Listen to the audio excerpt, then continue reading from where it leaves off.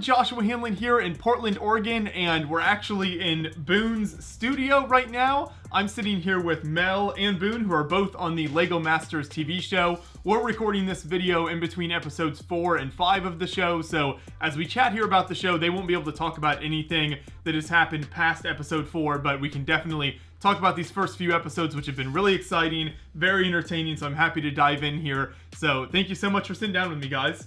Yeah, thank you very much, Joshua. Thank you. Appreciate you having us. Yeah, this should be really fantastic. So let's start off. We'll assume that everyone watching this video has seen the first 4 episodes. If you haven't, you should probably pause it right now and then make sure you're caught up, because I'm sure we'll be getting into some spoilers for those. But of the first 4 episodes so far and the challenges we've seen, Mel, we can start with you. What's been kind of your favorite challenge that they've aired so far, the one that was maybe most fun for you? The one that was most fun for me was the space blow-up challenge. You know, we got to create an amazing character like Legor, and you get kind of get attached to it, so it kind of, I kind of felt a little salty that it blew up.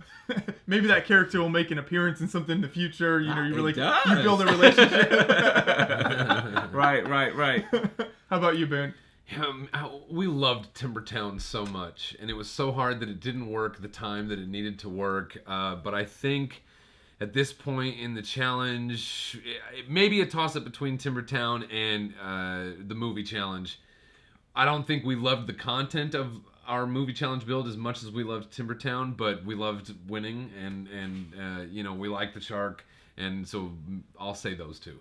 And we should mention also that the Timbertown idea has been a little bit of resurrected or used once again in your Ewok Village build. Yeah, interestingly enough, I worked with Perry Wang, my partner from the show, Mark Crookshank, Flynn and Richard from the show collaborated with us on Ewok Adventureland.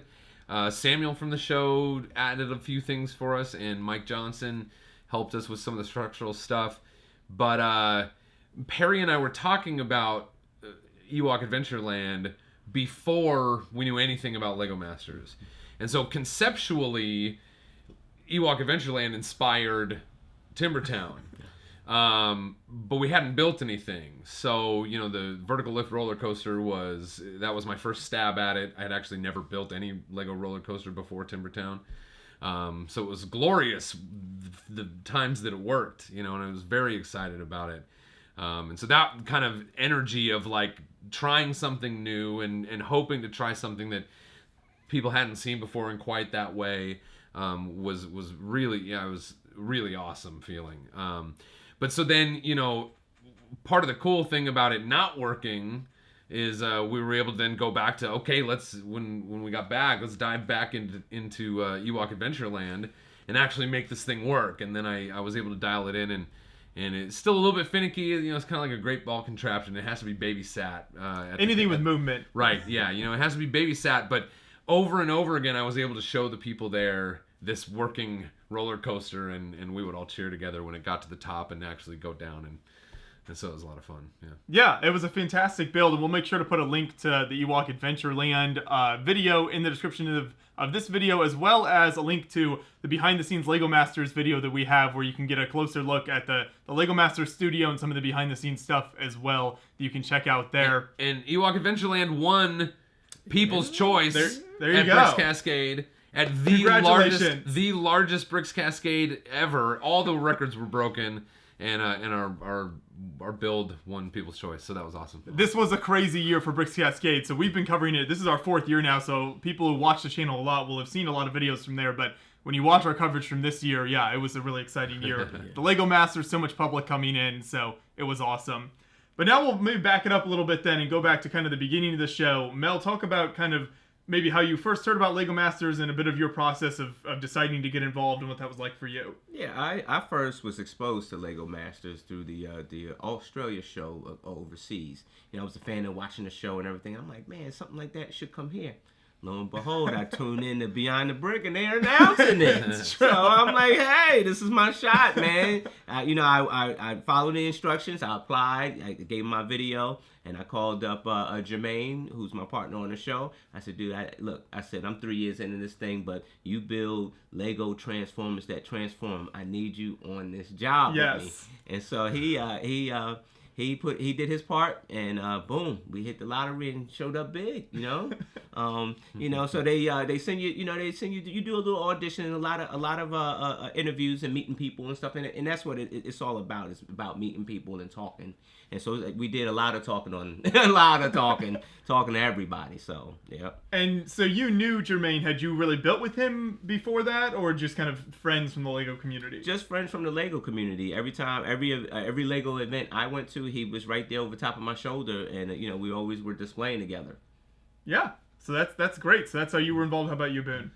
Yeah, I don't know how far back to go. So I would say, like, when I was doing the Blocks magazine reviews for this channel, there was some stuff about I think the UK version of Lego Masters, and I thought the same thing. I thought, how when are we gonna get this in the United States? Right. And then I think it went to Germany, and then it went to Australia, and that became real big in Australia. Mm-hmm. And then it was probably around this time last year, maybe March, April, or May of 2019, and my friend Kayla, who is the NASA engineer that the flight controller, the NASA flight controller that talked to us about the ISS set. Right, recent video which everyone should check out. Yeah, we're friends since high school. She actually won season 2 of a show called King of the Nerds on TBS, and so we've been talking reality TV just for fun for a number of years. And she reached out to me and she said, Boone, I've heard it's coming to the United States. I've heard Lego Masters is coming.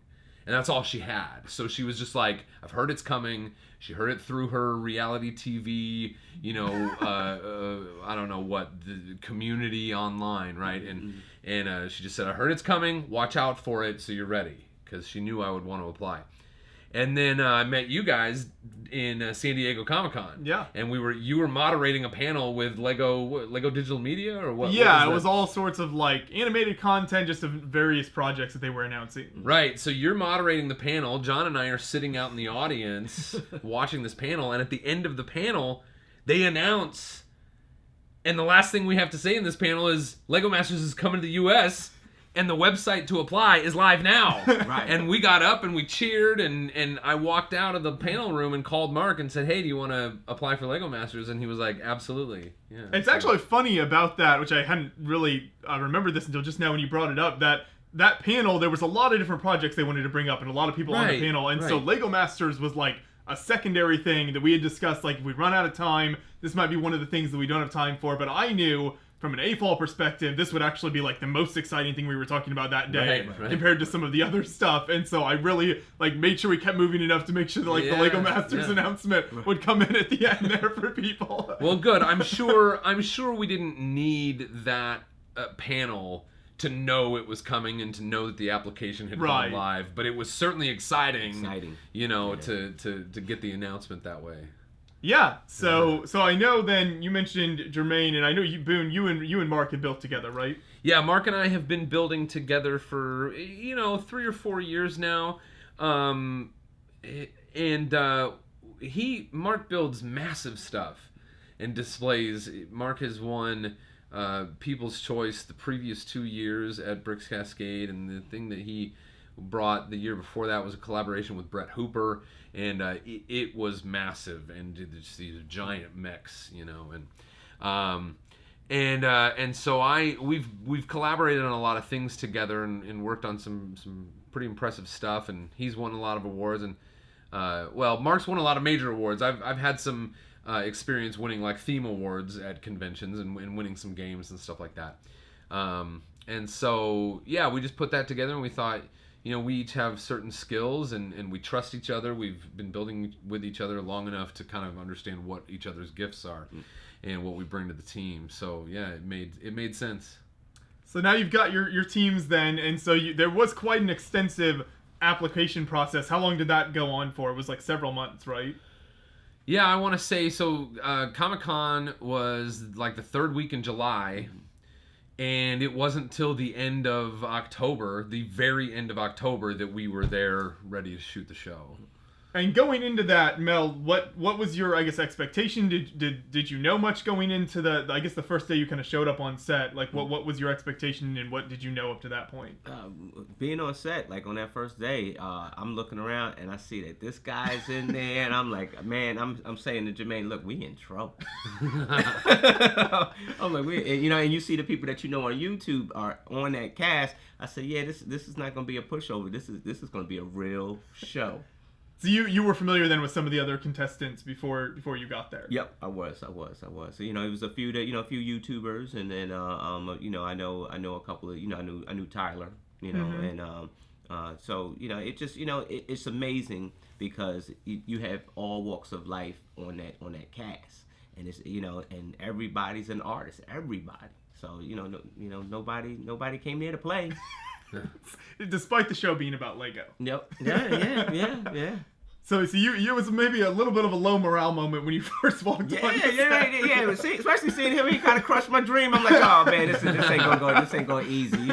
He's been building for a long time. And, I only been building for 3 years. I said, yeah, this is not gonna go easy. So yeah, but it was a blast because when I first came in, it's like everybody's my arch enemy. I'm gonna crush every last one of you.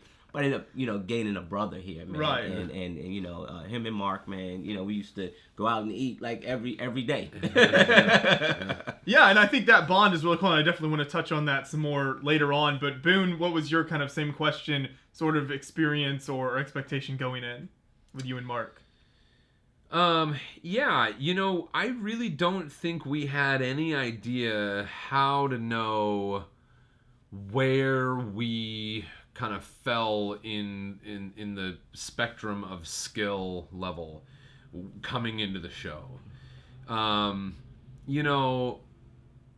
I think part of that is just us wanting to like temper our hopes and excitement and keep a level head around like, we don't want to be devastated if we have to go home soon, because we're going home to family and we're gonna continue to be builders regardless of how this thing turns out. But so I think particularly for the first few challenges, we really weren't sure of ourselves and how far we could make it in this thing, and it was really. This last challenge, the movie challenge, where we went like, okay, like we can give this thing a shot, and we have as good a chance as anybody at getting to the end of this thing. So, does that answer your question? Yeah. So maybe a slightly better experience day one than Mel had in terms of... Well, yeah. The thing is, day one was just crazy because we walk into this room that looks like it's built out of giant Lego pieces, and even the parts of the building that didn't, weren't supposed to look like a specific Lego part, they would be like angled at the same angles that you can get in, like a 45-degree Lego piece or a 36-degree or whatever they are Lego piece, 33.5-degree, whatever they're. So there's these blues and these oranges with this neon translucent orange that reminded me of Nexonites or Ice Planet 3000. People are gonna get after me. I think it's 2000. It doesn't matter. It's been a long weekend. Those little things don't matter. But there were all those things when we were in that room that just blew us away. Yeah. That it was really like unlike anything we'd ever seen before. Yeah. And I think we were overwhelmed with like making the realization, because up to that point, it was easy to not believe we were in it, But when we walked into that build room, it was real. It really kind of came alive for you a little bit at that point. Yeah, absolutely. Yeah. Like I say, like the way he described the room is just how it was. Like you can really get lost in there, and you forget what you have to do because you're there looking around. It's not the Lego house. You're there. Yeah. It's just and I understand where Boone's coming from. There's so much expectation, through each challenge. Are you going to measure up? And as we go on progressing on a week, you're getting better. You're making sure that your partner's getting better. It's a tough thing because you still pinching yourself. Am I here? Yeah. Am I here? So you've got to like work and stay focused while at the same time not get lost in the overall amazingness of your situation. It's easy to get lost. It is. It's easy. So let's turn then to what was inside the building. So we've seen the shots of the like incredible parts array that they had for you guys there to use. So I guess take me through like what it was like having all of those at your disposal, and then what your approach was each challenge, and like how do you approach what parts to get. Yeah, I think a lot of times we would just really quickly say like what is our main idea? What's our main goal? What are like the most important types of elements that we're going to need for that? And then we go get those right away so that we know we have them, and then we just sort of start experimenting, and we go back as many times as we need to go back to get what we need. It's not a secret, to it. It's the same thing I would do here in my studio when I'm building, and I kind of think about, well, what do I need next? And I go pull out a drawer and I get it. The only problem is, particularly in challenge 1, challenge 2, and a little bit challenge 3, we haven't memorized where all this stuff is yet. And the clock is ticking down, right? So every moment we waste running there and back and looking for something where we don't know it is, then we're losing time. Mm-hmm. Right. Was it a similar approach? Yeah, absolutely. Like me and Jermaine, we would sketch out what we're trying to do. He would usually say, all right, I need X, Y, Z. You go look for this. I'm going to go look for that. And we come back. It was many times that we had to go back and forth to the pit. It really sucked. It really did, because like when we're far away from the brick pit, that's as far as you got to go. So you want to grab all the pieces that you can, so you don't have to run back. If you were closer to the brick pit, it was heaven, because all you had to do was reach over, grab what you needed, and you're in heaven. And many times we were away from the brick pit, so we were running back and forth. And that was selected randomly by the teams. So every position, every challenge, each team would be in kind of a different position. Yeah, you just draw a straw or a number, and that was the table that you were at. Pretty systematic, right? And I think we've seen it on the show, but did they give you like sorting trays for the bricks or stuff to carry them in? I know you mentioned you'd have to walk pretty far.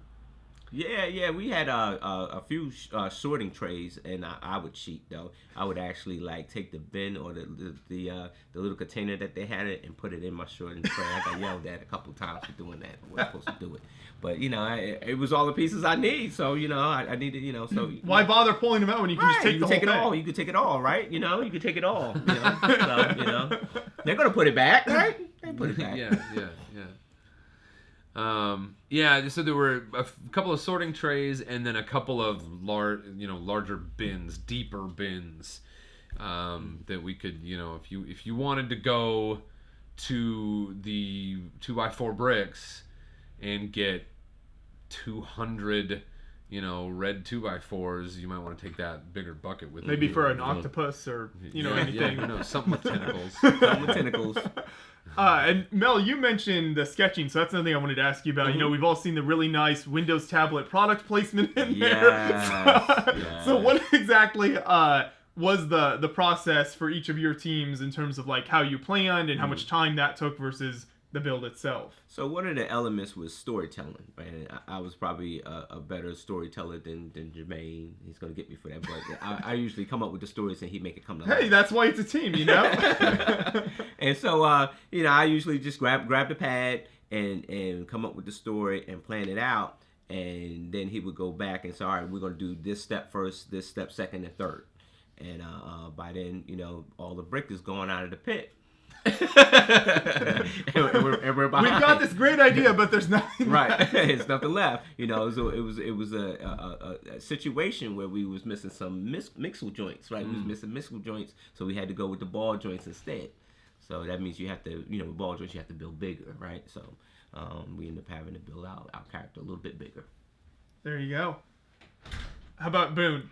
Mark and I, we typically would use the Microsoft Surface Pro to just like sketch out a little something, just so that we could know we were on the same page. Neither of us really are like drawing artists. and for me, when I do want to do that kind of work, it takes me time. And it was time that we did not want to take away from our build time. So typically, if we used that piece of technology, it would just be to kind of like sketch out something real quick so that what's in my head and what's in your head, Mark, let's see, is that the same thing? And we'd be like, yes, we're headed the right direction. I know where you're putting stuff. I know where I'm putting stuff. And then we got to the point where we would write each other like, inspirational messages on the screen, and we would just set it up there, and we were done drawing. We didn't need to draw anymore to have our plan, but we would have, a little quote of inspiration to get us through the challenge. Like, you're doing a good job, buddy. Yeah, hang in exactly. there. like you're awesome, buddy! Right. Exclamation point! Exclamation point! Smiley face. Gotcha. Yeah. That's what really kept you rolling. Yeah. If we could have an animation in the video of Yes. exclamation point! Exclamation John will point, get on smiley that face, for sure. Yeah. that'd be really good. So a big part of the show is also the clock. So I wanted to ask, like, how does that work in terms of were these builds literally? I think the clock so far for most of them has been anywhere from like 11 to 15 hours, something like that. Yeah, I think the one we had just had started out with an 8-hour challenge, and They added 5. and then at the twist we got 5 more. Right. So yeah, and I think episode 1 was 15 hours, right? Right. Well, the clock is, I think, by far the biggest difference between building for fun, building in our own studios, building for conventions, and building for the competition. The clock, in my mind, I mean, was more intimidating than the cameras. Would you agree? Yeah, I think so too. I do. It was more intimidating than Jamie Berard and Amy Corbett being there to judge us. It was more intimidating than Will Arnett being in the room. The clock constantly counting down. Yeah. And it was times where, like, you're running, like you said, you run into the brick pit and the clock is still ticking. You're not building. You're gathering brick, and it's tough because it's like, even so, like, if there's any interactions, the time is still ticking. You're not building. So, Yeah. It's also like looming above you, like very scary. Right, it is indeed, and like Will Arnett, he loved talking with Boone and singing with Boone, and all that time that Boone was singing, that clock was still ticking. You're like, I'm not gonna become friends with Will Arnett because I can't spend time doing that. And Will Arnett likes to talk. He do. And Mark learned very early on that if Boone was talking to Will Arnett, Mark needed to keep building, and he did. So, but I think I had something else I wanted to say about the clock. Oh, people often ask us, was it a lot of time? Was 15 hours a lot of time, or was 15 hours not enough time? And what I would say is, it didn't matter how much time they gave us. No matter how much time they gave us, whether it was 1 hour or 15 hours, we're going to our goal is to be able to do just a little bit more with that amount of time than every other team in the room. You know what I mean? Right, yeah. Push ourselves just a little bit more with 6 hours than we would normally be able to accomplish in 6 hours. You know what I mean? And so it didn't really matter how much time they gave us. All of the challenges could have been 45-minute challenges, and the clock would have been just as intense. The same principle, right? You know what I mean? Yeah. Because we're always going to be trying to make the 110% effort, 120% effort of the time they gave us. Did you mentally prepare yourselves for the clock at all, like knowing that would be how the show was set up? Was that something you even maybe at home before you left tried, like time challenges at all? Yeah, me and Jermaine, we did a couple of time challenges. He beat me every time, but yeah, we did a couple, on our own. But honestly, like you're in that, when you're in that arena and that clock's above you, there's no preparation. You just got to hurry up and finish. There's no preparation. There's none. Yeah, Mark and I did one timed challenge before, we got to taping the show. and I think it was like a 3-hour challenge. We gave ourselves, the challenge to build a space, sort of like base layout on a couple of base plates that we might, something of a scale that we might show at a convention, and we wanted to try to do that in 3 hours. And we didn't have any other particular constraints or criteria that we were putting on ourselves, but we had kind of a color scheme picked out, and we gave ourselves 3 hours, and it was the kind of deal where we pushed to the end of that 3 hours, and just to kind of get a sense for like, okay, how did we do? What did we learn from that experience? I also every time I needed to drive to work, I would look at the clock and I would say, okay, I'm going to try to get to work a little bit faster this time. I'm just kidding. Wow, you went really deep. Let's speed it up. Keanu Reeves, speed it up. Let's speed it up. Just everything that's timed in my life, I'm going to start doing faster. Yeah. Can I just get there a little bit faster? Can I get it a little bit faster? Yeah. Can I just brush my teeth a little bit faster than I did yesterday? This is why you're on Lego Masters and I'm not. Oh. So, but was it filmed for like a 15-hour challenge? Was that 15 hours straight, or was that multiple days of filming? We're not supposed to really talk in depth about that, other than I think it's safe to say everybody knows labor laws are not going to let us not get a lunch. Yeah. Or get a bathroom break. And everybody has a union anyway, so you gotta have those breaks. So you can extrapolate from that what you want. Is that fair? Yeah, that's fair enough.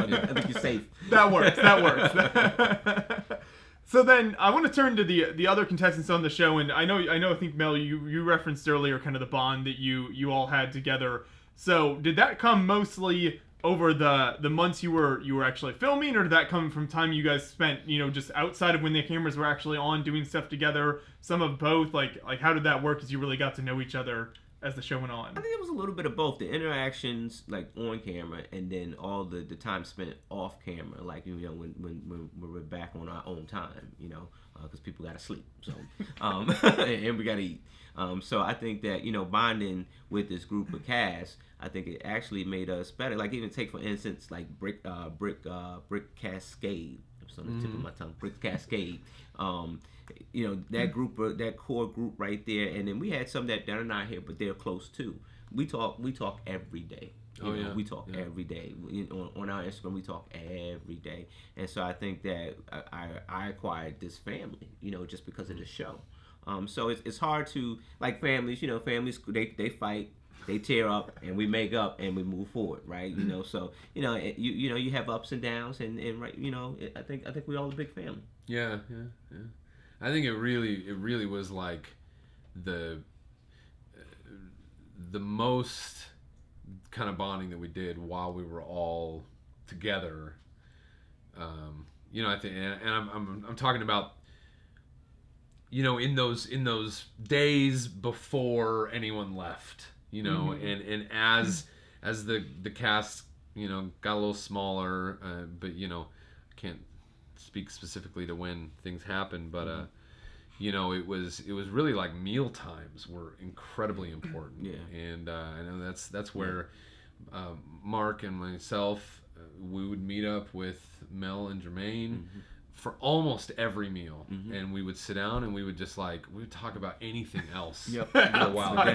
Don't mention the word bricks. Yeah. On Lego Masters. Yeah. Was there really this feeling of like we all just need to decompress and just forget about Lego while we go eat and then come back tomorrow and do it all again? Well, yeah, to some degree there was, and then at the same time we were all still huge fans of Lego, so on a day, if we had a day that we didn't have to be working on the competition, we'd go to the nearest mall and stop into the Lego store. You know what I mean?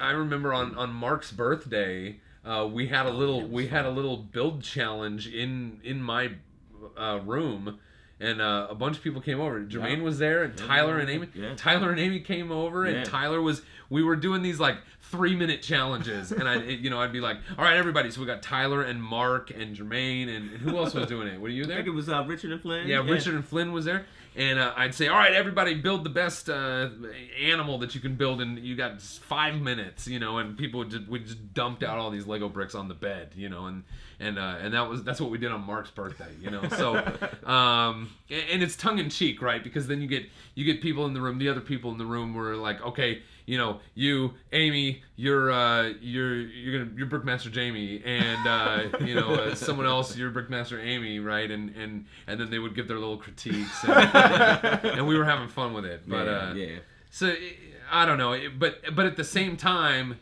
it would get tiring to like belabor the conversations about what's happening next, what's our strategy, what are we gonna do, and so sometimes we just need a break. We even went out to what was it, the amusement park out there for 1 weekend, and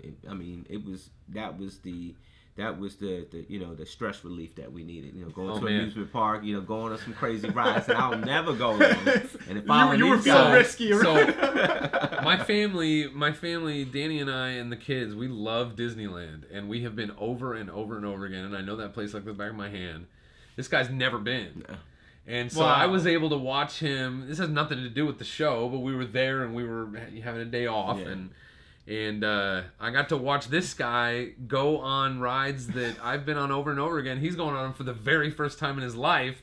And he gets off and he's like, what would you say? You were like, oh, you guys got me. I don't know. I ain't getting on that again. It almost killed me. Once was enough. Yeah, that drop ride was crazy. Sorry, because if y'all know, you'd be fine. You'd be fine. You'd be all right. Come on, it's just a little ride. All right, okay. But you love Space Mountain? Yeah, Space Mountain. You like Space Mountain, right? Mountain was fun. It was fast, there were one or two fun things to do at Disney. Yeah. Space Mountain was fun. Space Mountain. You guys aren't Disney people either. It's not that I have anything against Disney, but commenters. We welcome sponsorships. But no, just not like going to the parks a lot or anything like that. That's why we send you the Disney sets to review. Yeah. Awesome. There they are. Yeah. So then outside of the times that you spent kind of just as a group bonding and that sort of thing, would you also, when you weren't filming at night, that sort of thing, go back to your room and plan just the two of you on your teams of like, here's what we're going to do tomorrow, kind of prepare for what you wanted to build and just figure out what was going to happen the next day? I think me and Jermaine, we did that a couple times because at one point, like, we felt like, with the stress and everything, you feel like you lose a little bit of traction, so you regroup a little bit, and you come up with a strategy and what bricks to get, because you're trying to memorize where everything is at, and just come back a little bit faster, a little bit stronger, It's almost like this is kind of my inner military historian coming out here. It's like a battle that spans several days where like you've got your first day, but then the fighting stops for night, so you've got to like replan and figure out how you're going to move on with the plan of attack for the next day. And what they say rewrites happen. So sometimes rewrites happen. Sometimes you got to stop your build in the middle of your build and rebuild. So rewrites happen. Yeah. So yeah, we didn't always know. We didn't always know what was coming next. So it wasn't always possible to like really make a concrete plan, but it definitely was nice to regroup when we'd go back to where we were staying, we'd take a little rest, we'd have something to eat, and then we'd kind of regroup and come back into the challenge or the competition with kind of a renewed sense of like vigor for the for the task at hand. Right, that makes sense. Now, throughout the show, certainly on the first 4 episodes, there have been moments of like tension, some drama between different contestants, and so when that happened on your teams, you kind of saw it happening in the room. How did you kind of work through that, work around that of like, yes, this is a challenge, and maybe there's things going on here, but we've got to push through and just keep going? You want to go first? Yeah, you mean like observing that in the room? Yeah, or even if it was between you and Mark, or Mel, you and Jermaine, like tension of like, oh, like maybe one of you made a mistake or something, but it's like, what are we gonna do now? Yeah, well, I can talk to that a little bit. I'll start with like observing it in the room. You know, we were all in the room together. You can hear what's going on around you, but we were very focused. You know, and so it wasn't always easy to really be that hyper aware of what was going on with other teams at all times, because, you know, you could be very focused on what you've got in front of you, and you've got a goal and you're working toward it, and this is your priority right here on your build table, and hours could go by, and you know, you've only been aware of what's going on right here, you know. So there were times when, you know, another team that maybe on TV you've seen it look like a really big fight. In the room, you know, to us, we might have been aware that there was some conflict going on over there, but maybe, you know, most of the time weren't like very aware of exactly what was going on, you know, because we're more focused on our own stuff. But between us, I think, you know, I think just generally speaking, Mark and I would sometimes be frustrated with how things are going, or maybe be a little bit frustrated with how the other is handling something. But I think for the most part, we put our emphasis and our priority in moving forward. What are our goals? Let's make sure we're still both looking at the same goal, and let's make sure we're both still making progress toward that goal. So I think most of the time we were able to, you know, hold it together, even in moments of frustration, and kind of pull it back in and say, what's the task, where are we headed, and let's do it. But that's how you kind of were able to overcome it. Yeah. I mean, like you said, you definitely there was some conversations, you know, in that room. We're close enough where you can hear what's going on. But like, you know, I'm nosy, so you know, we've seen that a few times on the show. Maybe you're going over and talking to other tables. You know, I want to know what's going on. I want to know, you know, what's going on, so I can strategize my own plan. You know, but you can hear it. And you know, Jermaine will put me back on focus. Hey, look, you know, stay focused on the table. Don't worry about what's going on over there. Sometimes it's very loud and you can't, you know. But it was many times where I had to put Jermaine in focus, because he was, you know, he's a perfectionist, and you know, one time I thought he would spend a little bit more time on a project, and I'm like, look, man, you need to finish that up. Let's get to, you know, B and C, because A's done. And you know, I think that was our drama, you know, trying to just move our project along a little bit quicker. But you know, as soon as he says something don't work, you know, you had the paparazzi in your face. It's like anything that sounded like maybe there was trouble, and there was like 6 cameras. Yeah, it was true. So, you know, and that's all part of the show. It is, but you know, you learn from it, and like you know how, you know, Mark and Boone are friends. Me and Jermaine are friends, so we push through it. You know, I wouldn't have it any other way. No, that makes sense. Yeah. So you mentioned now, I think a few times, Amy and Jamie, and kind of they're, for people who watch the show, obviously they're the judges each episode. So what was the interaction like with them both, you know, while the show was recording, and did you have any interaction with them outside of just like when it was recording, or was that not really allowed? We had zero interaction with them outside of when cameras were rolling. You know, I would say that what you see in the episodes is very representative of the kinds of feedback they gave us. There's, you know, for time's sake, you know, if you put a 15-hour challenge into an hour on television, you're not going to see everything. Right. So you don't always see all of what they say. But I think that the overall tone that you get from the Brickmasters was fairly accurate, you know, to what we experience. Yeah, I learned a lot from Amy and Jamie. You know, like I said, if I was slacking on a project and they gave me pointers to, hey, look, spruce this up, make this look like this, you know, or you know, this looks a little bit shabby, you might want to, you know, try to redo, you know, your project. You know, they gave real pointers, and they put you right on track to where you need to be. And, none of the pointers they gave you would, you know, ultimately, you know, oh yeah, you know, I'm gonna be the Lego master because they gave me pointers. No, if you think that, you know, you're gonna be probably the first one out. But they pushed you to be a better builder. It was times where I was looking at the show and they were getting on these two, like, and it was like, man, like, to me, they're like top-notch builders, right? But they were pushing them, not to say that your stuff was shabby, but they were pushing, they was pushing us to be better builders. Yeah. And I think that there were teams that learned how to listen to the Brickmasters, and there were teams that didn't. And you can watch what happens when teams go, yeah, I've heard what the Brickmaster said, but I'm gonna stick to what I'm trying to do. It's not like they've been designing Lego sets for like 20 years and have been like directing teams of people doing this. Well, and that's another thing. We went into this and I didn't know. I wasn't familiar with Amy or her work, but I think Jamie Berard was probably the first Lego designer name that I ever learned. I think for a lot of AFOLs it was. He was really one of the first big AFOL designers and has... Yeah. And so when he gave us feedback, and then sort of by proxy, coming to respect Amy for knowing that she's responsible for just as many important things that have happened in the product design as Jamie. And so when they gave you feedback, when they gave us feedback that was constructive and encouraging us to go a little bit different direction.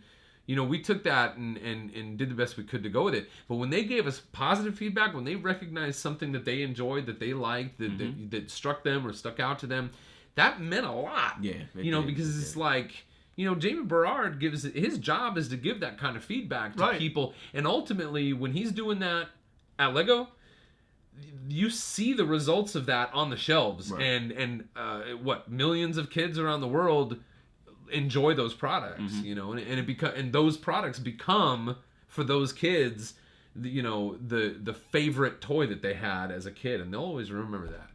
And so it those things brought a lot of joy to me to hear those kinds of feedback from someone like Jamie and Amy. Yeah. How about then Will Arnett, the other sort of person who goes around giving feedback on the show? Did he ever try to do much of like actual build feedback or that sort of thing, or is it mostly what we see on the show? Yeah, it's mostly what you see on the show. Every now and then he would throw in a suggestion of like, oh, you should try to do this, And, and we would be like, we would build with bananas. Maybe put some bananas in there. Yeah, oh, you might want to put some bananas in there.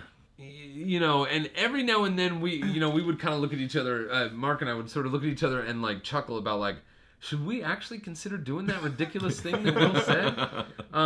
And what we always felt is that like, if we can accomplish what the Brickmasters are asking us to do, and work in this ridiculous thing that Will's asking us to do, why not? You know what I mean? But most of the time he was just there to have fun with us, and to keep it, because it's a lot of hours, right? And if we didn't have someone to kind of like stir things up a little bit and bring back kind of like the lightness in the room, we you don't want it to feel like a sweatshop, and you're just like 15 hours in and Yeah, he totally lightened the room up, with all his jokes and stuff. There was some that made the TV aired on TV, and some that just didn't.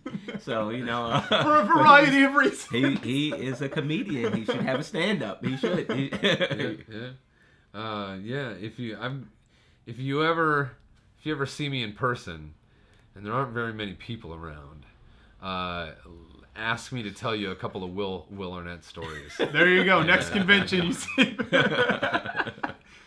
So the other people that they kind of have popped into the show are sort of celebrity guests throughout some of the episodes, or some of the people they brought in. What was the interaction like with them, and did they really have like much say in the builds and that sort of thing, or what exactly did all the kind of input you got from them?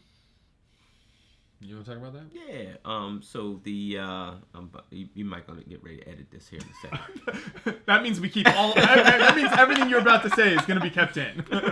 The creators of the Lego Movie, they came on to help us with the movie mashup.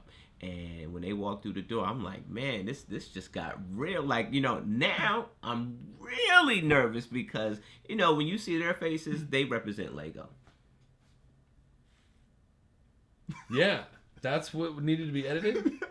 Well, I don't know their names, dude. I'm drawing blank. I tried to Phil think Lord, yeah. Phil Lord, and Chris Miller. Chris Miller. Okay. I was gonna say Phil Knight.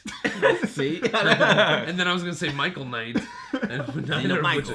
So wait, it's Phil Lord and Chris Miller. Yeah. Phil Lord and Chris Miller. Yeah, that's I think the most important one to talk about so far. You know, it was fun to have Mayim Bialik there, but she didn't really play a role of giving us feedback on our builds. But you know, the directors of the Lego Movie, they did, and it was kind of amazing to think about this movie that has been such a tremendous part of the Lego zeitgeist, you know. And those characters will forever have some impact on what people believe Lego is, right? And these guys were the creators of that, and for them to come and number one, even take any time to listen to what to what story we're trying to tell, that in and of itself, you know, it's a trope that in Hollywood, you know, if you run into a director at the coffee shop, you try and get them to take a look at your script, right? You know? Right. So to have these two directors, these Hollywood directors and producers, listening to a story that we had to create up on the fly, like that in and of itself is a little mind-blowing. Yeah. And then for them to be actually like taking that in a way that they'll get excited enough to generate some new ideas to help us. Right. That was just it was mind-blowing, you know, and so then we're like, okay, well now we gotta work in what we gotta remember what Jamie said, we gotta remember what Amy said, right. We gotta remember what you know, we think it'll be fun to work in what Will said, and now we've got Phil and Chris telling us this thing, and like that's major because they're the movie directors, right. And we've got to consider all this stuff and try to pull it in, and I think that honestly, I think that the people who balanced all of those things were the teams that did the best on the challenge. Yeah, I think you could definitely see them get excited as some of the builders would like tell their stories, and I'm sure in their mind they're like maybe picturing that as a movie, like they do when they get pitched ideas or something. So you could see some of that. They definitely got excited. Right, yeah, and it was fun because you can totally tell they're huge fans of Lego too, you know. Yeah. Anyway, it was definitely a neat experience to have them there. Yeah, so that kind of takes us up to episode 4 where we are now, so that's sort of a good stopping point, but I really appreciate all of the insight you guys have given us here. Is there anything else you want to share about the show before we let you go, or anything else that maybe a funny joke, whatever it might be, anything else that the people should know? What's a funny joke? Well, I feel like I want to do, there was this, I'm trying to remember, I want to do. Can I do a couple of my impersonations? Feel free. So, you can do as many impersonations as you like. So Will would come over and he would, he'd be like, "So Boone and Mark," you know. And so that's my. That best actually sounds very good. Yeah. So Boone, what do you tell me what you guys are working on today? And then Nestor, I've got a Nestor. He would say, "Oh, Boone, let me tell you. Oh, you guys, I saw what you guys were working on." I hope that doesn't sound like it's just a nest. No, that's a Nestor. Yes. That's a Nestor. So anyway, but we love those characters, and those, you know, those people will just mean so much to us, you know, for the rest of our lives, and it's like Mel was saying, it was like a family, and we loved it. Yeah. Every minute of it was a tight knit family. It was. That's really incredible. So I'm even more excited now for the future episodes. I think we've got 6 episodes left, right? Yeah. So everyone watching out, there's still lots more content to come from both of these builders here. So definitely a lot of exciting stuff. But definitely want to mention that a lot of the Lego Masters contestants have been making their own content, kind of behind the scenes stuff, a lot of variety of different things related to the show. So you guys can definitely mention now, where people should check that out if they want to see more behind the scenes stuff from you as the show progresses. Where should they go for you, Mel? For mine, I'm on YouTube. It's Iceberg Bricks, And I post some pictures on Instagram as well, iceberg_bricks.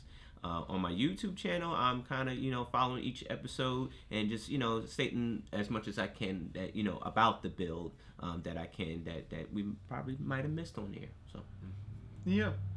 Yeah, I'm at youtube.com/BooneBuilds, and I am also Boone Builds on Instagram, and share as much as I can on there. The last couple of weeks have been a little dry because I've been so crazy getting ready for Bricks Cascade. But yeah, check me out there, and I'll give you as much as I can as we move forward. As much as you're legally allowed. Right. So we'll make sure to put links to all of that in the description below, and also Mike's behind the scenes video that he shot there at the studio as well that I mentioned at the beginning of the video. Definitely check that out to see a lot of the pieces and just a lot of the really awesome studio that they had available to them while they were shooting. But thank you so much, guys. Thank you. Really appreciate it. You. Thanks a lot, And Joshua. can't wait to see the rest of the show. Awesome.